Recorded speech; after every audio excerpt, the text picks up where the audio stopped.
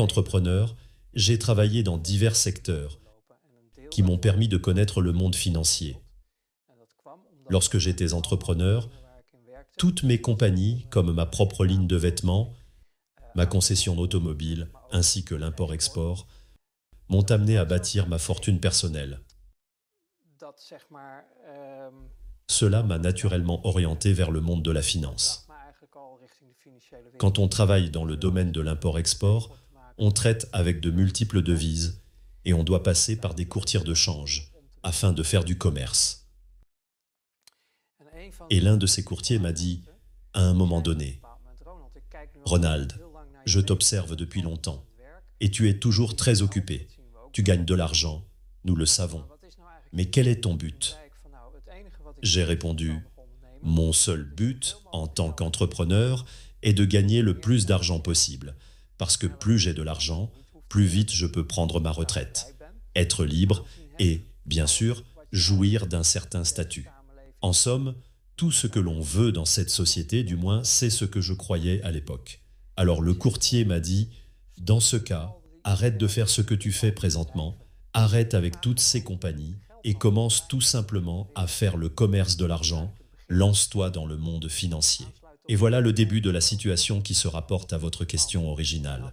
Le courtier avait une place sur le marché des devises et il faisait le commerce des devises, des dépôts, c'est-à-dire des opérations sur des actifs afin de faire de l'argent avec les écarts entre les taux d'intérêt. Et cela comprenait la gestion d'actifs susmentionnés. Ensemble, ces trois aspects formaient la proposition intéressante que j'ai acceptée. Il a dit, « Ok, tu peux prendre ma place ici, je te donnerai la formation nécessaire et je te ferai entrer dans le réseau. Mais, en retour, je veux 10% de tes gains annuels. » Alors, il m'a essentiellement vendu sa place dans le monde financier, moyennant une commission de 10% que je lui payais. J'ai dit oui, cela me convient. Puis, il m'a dit, il y a une chose que tu dois savoir. Si tu ne peux pas mettre ta conscience dans le congélateur, et je ne parle pas de moins 18 degrés, mais de moins 100 degrés, alors ne t'embarque pas dans ce domaine. C'était le message. Si tu veux beaucoup d'argent, tu peux l'avoir, je peux t'aider. Mais le coût sera très élevé, parce que tu ne peux pas faire cela avec la conscience tranquille. Eh bien, j'ai ri quand j'ai entendu cela. J'étais jeune et naïf. Durant ma jeunesse, depuis ma tendre enfance, ma jeunesse, qui était loin d'être idéale, m'a conduit à développer une certaine vision du monde et de l'humanité. Qu'entendez-vous par là? Pas de famille aimante et affectueuse? Ma mère a toujours fait de son mieux pour que nous nous sentions aimés. Mais ces efforts ont été gênés par le comportement de mon père, qui nous a plutôt fait sentir comme si nous vivions dans une zone de guerre, les uns contre les autres. Ce n'était pas un environnement idéal dans lequel grandir. Et ayant grandi dans un tel milieu, j'en suis venu à croire que le monde et l'humanité étaient loin d'être bons. Alors, mettre votre conscience dans le congélateur était un point de départ naturel. J'étais déjà quelque peu habitué à faire cela par instinct de survie. Il ne m'était donc pas impossible de mettre ma conscience dans le congélateur.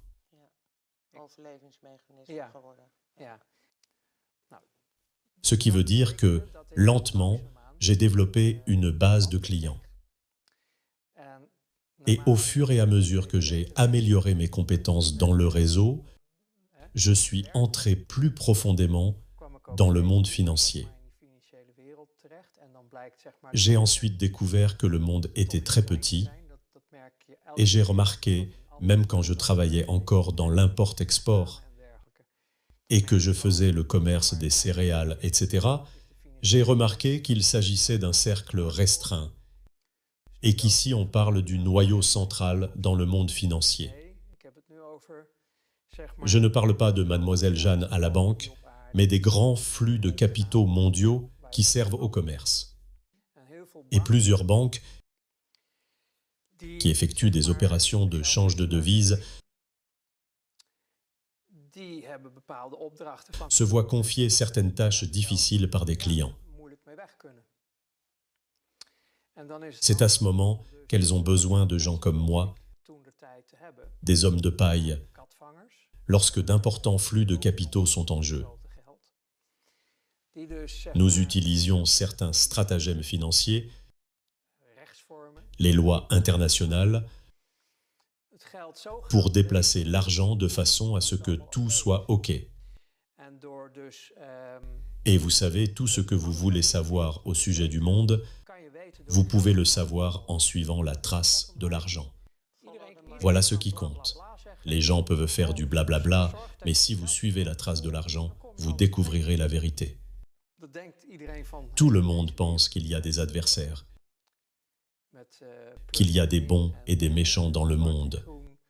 Mais aux échelons supérieurs, il ne s'agit que d'un jeu et ils travaillent tous ensemble. Cela dit, ils doivent respecter les règles et règlements qu'ils ont créés eux-mêmes pour écarter le reste de la société et s'assurer qu'il n'y a pas trop de gens au sommet. Vous devez donc jouer selon vos propres règles. Alors le but, c'est de s'assurer que personne ne puisse vous retracer, hormis l'élite elle-même. Personne dans les rangs inférieurs ne doit découvrir ce qui s'est vraiment passé. Le cloisonnement, voilà comment nous l'appelons. Vous étiez bon à votre travail. Oui. Chacun ne connaît que sa petite part. Oui, mais parce que nous faisions le sale boulot, nous devions savoir beaucoup de choses. Jusqu'à quel niveau de la pyramide étiez-vous? Étiez-vous près du sommet? Disons que nous communiquions avec eux. Mon ego aurait adoré atteindre le sommet et en faire partie. De nos jours, nous parlons encore d'environ 8000 à 8500 personnes dans le monde qui dirigent toute la planète. Il aurait été fantastique d'atteindre une telle position à l'époque. Ok, à supposer que l'élite au sommet sache tout, pouvez-vous estimer combien vous en saviez et compreniez ce qui se passait? Pour mon travail, je devais savoir tout ce qui se passait. Il n'y avait pas d'autre moyen, parce que les intérêts des gens impliqués étaient énormes, particulièrement pour les gens au sommet. Exactement. Si je n'avais pas su tous les détails, j'aurais commis des erreurs. Ce qui aurait eu un effet d'entraînement, parce que ces erreurs auraient été détectées. Alors, les gens qui n'en savaient rien seraient intervenus. Il faut des nerfs d'acier pour travailler à ce niveau. Aviez-vous donc des nerfs d'acier? Oui, tout fonctionnait bien. Le congélateur fonctionnait bien pour vous? Oui. J'ai joué au plus haut niveau pendant environ 5 ans. Et tout à coup, tout s'est terminé. Ce fut un moment très intense pour moi. Vous êtes doué pour faire des liens rapidement. Oui, et je trouvais facilement des solutions novatrices aux problèmes. J'ai eu du plaisir à trouver des solutions qui nous permettaient toujours de garder une longueur d'avance et de les déjouer tout en respectant les règles du jeu, mais en les manipulant afin que tout s'harmonise. J'adorais ce jeu. Par contre, j'avais beaucoup de responsabilités et j'en apprenais de plus en plus au sujet du monde réel, puisque c'est dans le monde financier que vous apprenez toute la vérité. Vous dites toutes, dans quel sens? Eh bien, vos clients vous donnent un aperçu de la façon dont le monde fonctionne vraiment. Avec du recul, je vois que je ne savais pas tout, mais je savais beaucoup de choses. Puisque mes clients étaient des banques qui ne voulaient pas avoir du sang sur les mains. Mais au sein de ces banques, il y a toujours quelques personnes qui savent exactement ce qui se passe. Alors, je dirais que 1% des gens au sein d'une banque savent vraiment ce qui se passe dans le monde. Ce qui n'est pas surprenant, vu qu'ils sont impliqués dans les flux monétaires. Vous devez aussi traiter avec les gouvernements, les multinationales. Vous devez aussi traiter avec les services secrets et avec ce qu'on appelle maintenant des organisations terroristes. Vos clients sont tous ces groupes qui brassent de gros capitaux. Puis vous commencez à voir les liens qui peuvent être cloisonnés, comme vous venez de le mentionner, au niveau des connaissances. Mais parce que je me trouve au milieu de tout cela, Vous voyez comment l'argent se déplace d'un endroit à l'autre, etc. Vous accumulez des renseignements et obtenez donc une vue d'ensemble de ce qui se passe réellement. Deviez-vous donc servir tous ces groupes et les satisfaire, y compris les organisations terroristes, pour que tout le monde soit heureux? Oui, Bon Dieu. oui. Alors, le monde entier, comme nous le percevons, n'est en fait qu'une illusion à laquelle nous croyons. C'est quelque chose que l'on apprend en travaillant dans ce domaine, et c'est là où, pour ainsi dire, les choses ont très mal tourné pour moi. Nous méprisions les gens, nous nous moquions d'eux. Ils n'étaient qu'un produit. Des détritus. La nature, la planète, tout pouvait brûler et être détruit, pourvu que nous atteignions nos objectifs, pourvu que nous continuions à croître. Plusieurs de mes collègues ont fini par boire ou consommer de la drogue. Pas moi. Peut-être que j'aurais dû... ou non. Non. En rétrospective, c'était pour le mieux, et je suis heureux d'être encore en vie. Cependant, toutes ces choses horribles ont commencé à me ronger de l'intérieur. Ok, pouvez-vous me raconter la pire chose qui vous est arrivée et qui a fait basculer les choses dans votre situation? Eh bien, c'était le début de la fin.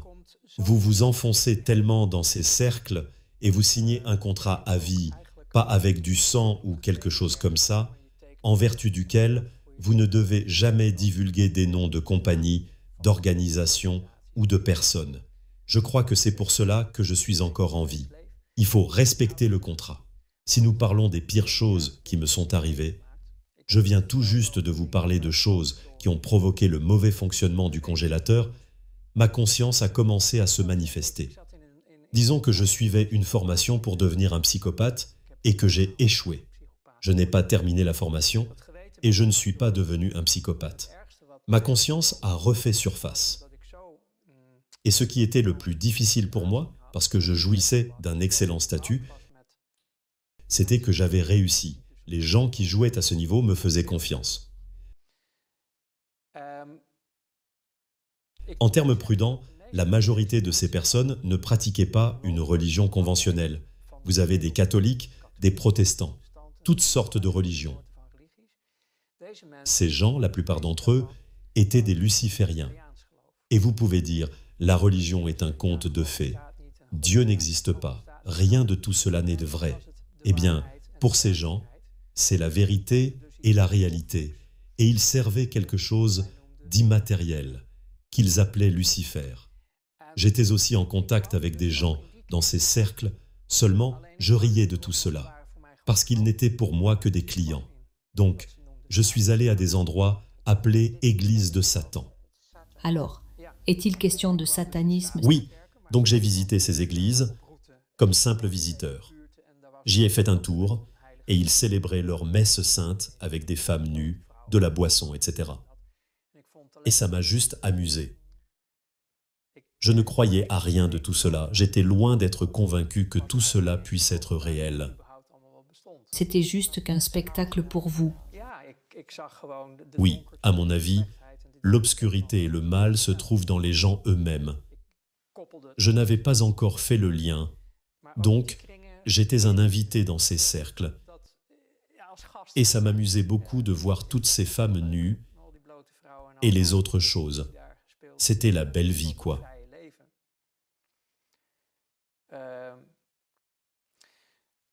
Par contre, à un moment donné, on m'a invité, voilà pourquoi je vous raconte tout ceci, à participer à des sacrifices à l'étranger.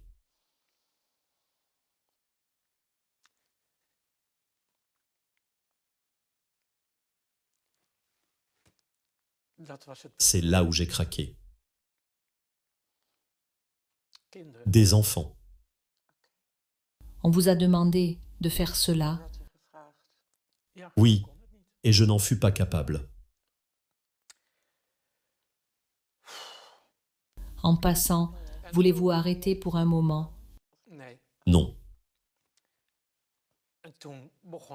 Et j'ai commencé à dégringoler lentement. J'ai vécu beaucoup de choses difficiles comme enfant, Et ceci m'a vraiment touché. Tout a changé. Mais voilà le monde dans lequel je me trouvais. Ensuite, j'ai commencé à refuser des tâches au travail. Je ne pouvais plus le faire, ce qui m'a rendu dangereux. Pour eux, bien sûr. Je n'étais plus capable de fonctionner de façon optimale. Mon rendement a commencé à se détériorer et j'avais refusé des tâches. Je n'avais pas participé. L'objectif ultime, dans ce monde, c'est que tout le monde soit dans leur poche. Vous devez être susceptible au chantage. Or, à bien y penser, il a été très difficile de me faire chanter. Il voulait se servir de ses enfants pour me faire chanter. Et cela m'a brisé. Est-ce que vous ne m'apprenez rien de nouveau? C'est ce qu'ils font aussi en politique? Si vous effectuez une recherche sur Google, vous trouverez assez de témoignages dans le monde entier pour savoir qu'il ne s'agit pas d'un conte de Walt Disney. Malheureusement, la vérité, c'est qu'ils font ces choses-là depuis des millénaires, partout dans le monde. J'ai étudié la théologie. Autrefois, et même dans la Bible, on peut trouver des renvois à ces pratiques par les Israélites. La raison pour laquelle les 10 premières tribus ont été chassées en Babylonie, c'était à cause de ces rituels sur les enfants, y compris les sacrifices d'enfants. Donc c'est pertinent. Tout cela m'a amené à croire, parce que j'ai réalisé que, dans la vie, il y a des choses que l'œil ne peut voir. Il existe tout un monde invisible, réel. On parle vraiment d'une force obscure et d'une manifestation de la lumière. Donc, je me suis mise à étudier la théologie. Et la psychologie aussi, si oui, je me souviens bien. J'ai constaté que ce qui est écrit dans la Bible, et pas seulement dans la Bible, on peut le retrouver dans de nombreux livres. Il y a vraiment eu un moment de séparation de la manifestation de la lumière, durant lequel un groupe a choisi une autre voie. Et ils portent en eux une haine et une colère intenses. Les gens qui ne sous-estiment pas la gravité de la situation sont peu nombreux. Or, il s'agit bel et bien d'une force exterminatrice qui nous déteste profondément. Et elle est prête à tout faire pour nous détruire complètement. Et la façon de le faire, c'est de diviser l'humanité. Diviser pour mieux régner, voilà leur vérité. Pourriez-vous nous raconter quelque chose de spécifique à ce sujet? Comment cela s'est-il passé? Parce que vous aviez été invité. J'ai commencé à refuser des tâches. Ma conscience est réapparue, après la demande impliquant les enfants. Et j'ai commencé à refuser de plus en plus de choses. J'avais une conscience, et je ne pouvais plus fonctionner. Mais vous vous êtes quand même présenté au travail après cela. Je n'avais pas vraiment le choix. J'avais ma propre entreprise, avec plusieurs bureaux et employés. Tout roulait encore comme avant. Cela a dû être difficile. Oui, c'est devenu très difficile, toutes ces tensions. D'une part, vous jouez avec de l'argent à un niveau élevé, où vous ne pouvez pas vous permettre de faire des erreurs, sinon tout s'écroule d'un coup, votre entreprise est ruinée, tous les gens impliqués, y compris vous-même. Je ne veux pas vraiment en parler en ce moment, mais dans ces cercles, j'ai été torturé physiquement pendant ma sortie. C'était pour s'assurer que je ne briserais jamais le contrat de confidentialité. J'ai donc été pris en charge pendant un certain temps. On m'a traité.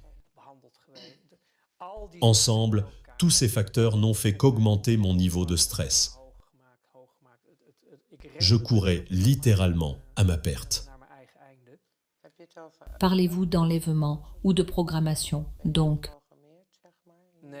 Non. Ils m'ont fait subir certains types de tortures, afin de s'assurer que je ne cause jamais de tort à qui que ce soit dans leur monde.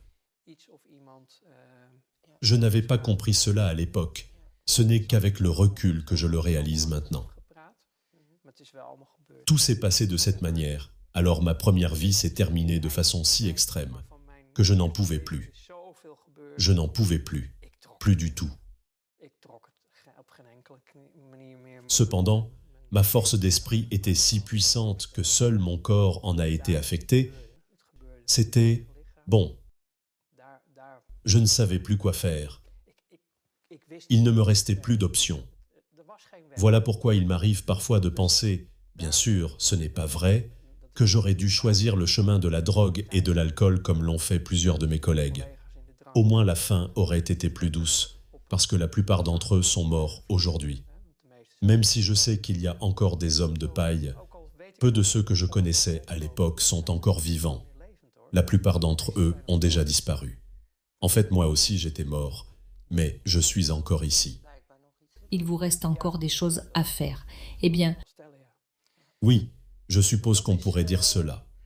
Alors voilà, je ne peux pas dire en bref puisque je ne sais pas depuis combien de temps nous discutons, mais voilà le monde dans lequel je me suis retrouvé.